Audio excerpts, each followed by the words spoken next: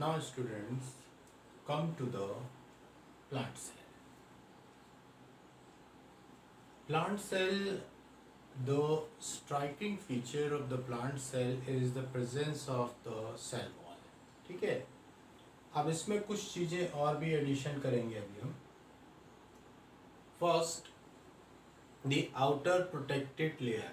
These are basically connections, right? One cell is connected with the another. तो ये जो आप देख रहे हो, this one is the cell membrane of the other cell. This one is the cell wall of the other cell, right? और ये जो रेड लाइंस जा रही हैं, this is middle lamella. I mark here middle lamella. Calcium और magnesium pectate का बना होगा और ये बेसिकली सीमेंटिंग मटेरियल है बिटवीन द टू सेल्स, यानी दो सेल्स को आपस में ज्वाइन करने में हेल्प करेगा, एडहेरेंट करने में हेल्प करेगा. ठीक है, calcium and magnesium pectate, right. Now this is the cell, this one is the cell wall and the cell membrane. ठीक है, in case of plant we use the term cell membrane. In case of animal we use the term plasma membrane, right? Cell membrane basically is the selectively permeable membrane, while the plasma membrane is SPM, semi permeable membrane, right? So cell wall और plasma membrane या cell membrane जो आप देख रहे हो यहाँ, you will see at some places there is a interruptions. So the interruption is the cell membrane, this cell membrane connected with the another cell, right? Connected with the cell membrane of the another cell. और ये जो connections हैं, these are the living connections. these are called plasmodesmata. living connections हैं, right? living connection है, and these living connections are helpful in the transportation of water. ठीक है, तो plasmodesmata क्या कर रहे हैं, कम्युनिकेशन कर रहे हैं between the two cells, transportation of the material, transportation of the water, right. Now the inner material में the basic difference, the location of the nucleus. अगर मैं कंपेयर करूं इसको एनिमल सेल से, तो एनिमल सेल में न्यूक्लियस इज सेंट्रिक, राइट. यानी animal cell में जो न्यूक्लियस की पोजीशन थी वो आपकी सेंट्रिक थी, राइट. लेकिन अगर मैं प्लांट सेल की बात करूं, due to the large vacuole the nucleus shifted on one side. तो जब ये शिफ्ट कर रहा है तो यहाँ पर हम न्यूक्लियस की पोजीशन को बोलते हैं इसेंट्रिक, राइट. थोड़ा सा सेंटर से हटके, दैट इज कॉल्ड इसेंट्रिक. क्यों है? Because of this large vacuole, right. Vacuole जो है इसमें 1 और 2 नंबर कम होंगे बट साइज बहुत लार्ज होगा. एक फिर डिफरेंस आ गया एनिमल सेल के साथ में. एनिमल सेल में या तो वैक्यूल्स एब्सेंट होंगी और अगर प्रेजेंट होंगी then they are smaller in size and large in number. Okay, now the inside the nucleus you will find the chromatin material, that is the genetic material of the cell. Then nucleoplasm, site of the various enzymatic reactions, right.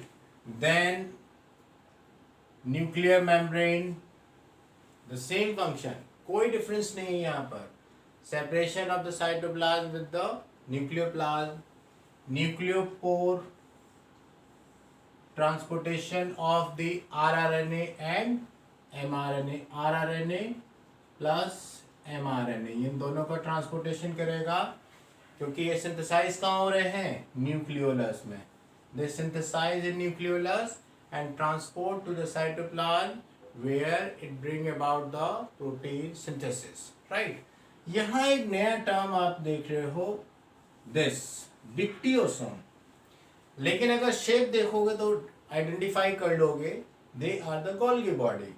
तो animal cell में हम term use कर रहे हैं Golgi body या Golgi apparatus, और वही चीज यहाँ पर प्लांट सेल में हम टर्म यूज कर रहे हैं dictyosome. There is no difference in the function of the dictyosome and the Golgi body, right?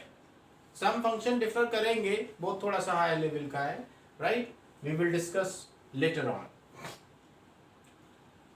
Then the next component of the plant cell is the cytoplasm. Cytoplasm again is the ground matrix which having a various types of cell organelle. Say for example, one is chloroplast, the striking feature of the plant cell, right?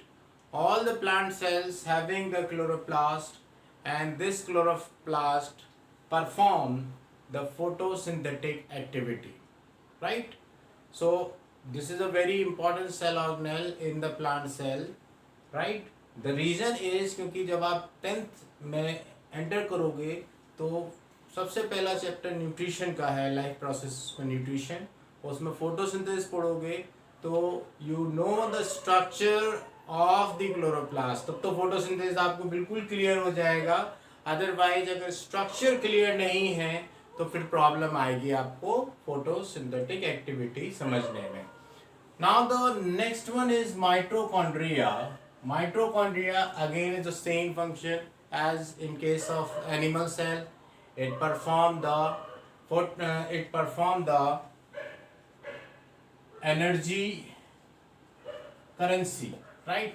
Energy currency means synthesis of ATP molecules. Synthesis of ATP molecules.